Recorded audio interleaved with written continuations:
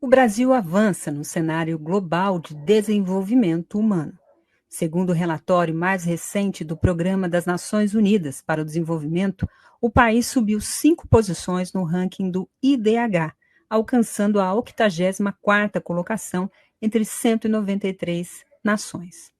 Em 2023, o Brasil atingiu um IDH de 0,786, sendo classificado como um país de alto desenvolvimento humano.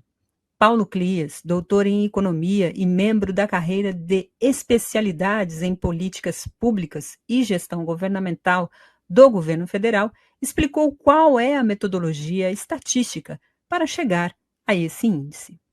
O IDH ele é composto de 3 variáveis. Quer dizer, a primeira é o chamado PIB per capita, né? Quer dizer, isso já é uma evolução, porque antes se usava só o PIB, né? Que é o total de produção de bens e serviços de um país num determinado tempo, né? Quer dizer, então é o PIB do Brasil de 2024, por exemplo, quer dizer, não é o estoque acumulado da história social e econômica de um país, ele é localizado no tempo, né? E per capita, porque dividir pela população do país. Quer dizer, você pode ter países pequenos que têm um PIB grande, você pode ter países muito populosos que não têm um PIB tão significativo, então ela dá mais uma medida mais realista. O segundo é uma variável relacionada à saúde, né? Quer dizer, então ela procura identificar o quê? A mortalidade, tá certo, de um país, tá certo? E então nascidos por 1.000, nascidos vivos por 1.000, aquelas variáveis, né, que tradicionalmente se usa, né? E um terceiro que faz uma combinação na área da educação entre o analfabetismo e o tempo de escola, de estudo. O avanço do Brasil no ranking foi impulsionado por melhorias nos indicadores de saúde e renda, superando os níveis pré-pandemia. Para o ministro do Desenvolvimento Social, Wellington Dias, a elevação do índice do IDH mostra que o país está no caminho certo.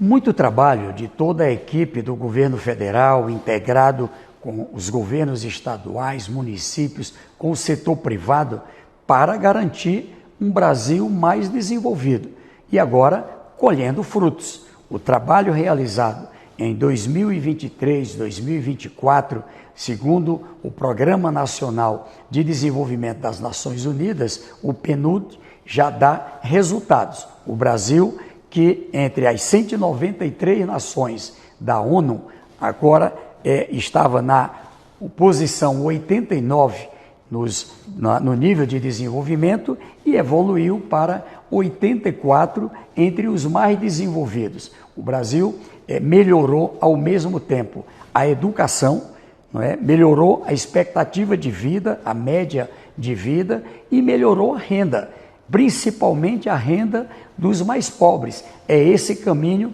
que seguiremos ali trabalhando para melhor resultado. O economista Paulo Clias destaca que os indicadores precisam ser analisados dentro de um contexto também histórico. Esses dados, eles precisam ser analisados com muita cautela, tá certo? Esse relatório, ele apresenta 193 países, tá certo? Quer dizer, e o Brasil está na posição 84. Né? Quer dizer, o meio do caminho, vamos dizer, literalmente, seria a posição 97, né, para ser mais preciso. E a gente está na posição 84. Então, você imagina, quer dizer, um país que já ocupou a 6ª economia do mundo, né, no final do segundo mandato do presidente Lula e começo da primeiro mandato da Dilma, né? Um país que agora está ocupando a 9ª posição em termos de PIB no mundo. Ocupar a 84ª posição é realmente uma situação bastante complicada, tá certo? Quer dizer, isso é um retrato de como a questão do desenvolvimento humano, né, é tratada, mas aí é uma questão estrutural histórica, quer dizer, não é de um governo ou de outro governo, né? Essa posição que a gente está hoje, 2025, 84. Há alguns anos atrás, na última posição, a gente, quando ela foi divulgada, estava em 89, mas agora ela foi, como é que se diz, reatualizada, né? Eles fizeram uma atualização das informações e a gente estaria em 86, quer dizer, então a gente caminhou positivamente 2 posições no universo de 193. Quer dizer, é muito pouco. Apesar de incluir a renda per capita dos países, os indicadores não contemplam a desigualdade promovida pela concentração de renda. Se a gente incorporasse, por exemplo, então, a questão da concentração de renda ou outros fatores, né, que sejam capazes de medir a desigualdade social e econômica, o que aconteceria é que países que eventualmente estejam numa situação tal como hoje, né, quer dizer, sem esse elemento entrar, isso vai fazer com que países que tenham uma pior desigualdade de renda, por exemplo, eles sejam rebaixados do ponto de vista do desenvolvimento humano, por uma mesma expectativa de vida, educação e PIB per capita, entende? E, ao contrário, países que tenham a melhor condição de distribuição de renda e de desigualdade, para uma mesma situação de saúde, educação e PIB per capita, subiriam. Tá certo? Fica difícil, né? Quer dizer, eu tentei procurar alguns estudos e tal, é muito polêmico, porque você teria que fazer o quê? Inferências do que seria esse indicador caso a desigualdade seja incorporada. Mas, com certeza, o Brasil, por exemplo, infelizmente, é um dos países mais desiguais do mundo. Então, por exemplo, essa nossa posição, que é a 84ª, né? 84, né, a nossa posição nessa última edição do PNUD, certamente a gente seria reduzido. Apesar da melhora recente no ranking global do IDH, o Brasil ainda ocupa uma posição considerada baixa quando comparado a países vizinhos da América Latina. Para o economista, o problema vai além do número. A desigualdade interna, a percepção cotidiana da população sobre saúde, educação e renda revelam que o desenvolvimento real ainda está distante do ideal. Segundo ele, os indicadores mais imediatos e visíveis do dia a dia pesam mais para o cidadão comum do que os relatórios anuais da ONU. O Brasil ocupar a posição 84 é ruim, porque isso, por exemplo, comparado com países irmãos da América Latina, mostra que a gente está muito atrasado.